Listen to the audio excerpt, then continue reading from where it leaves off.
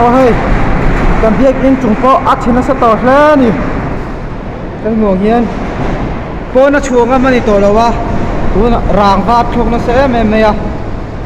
aron biếng mốc tổ mấy xí à mình sinh te cái gì chân nào palang tít te đâu mà van tuổi nó tổ thấy te nè à po nó chuông mà đi tổ bốc xí đâu à này biết in chúng po lên trên nó sẽ thế mày con chuông mà đi bốc xí đâu à thì thấy cái này đâu à nè em tóc mấy đâu chú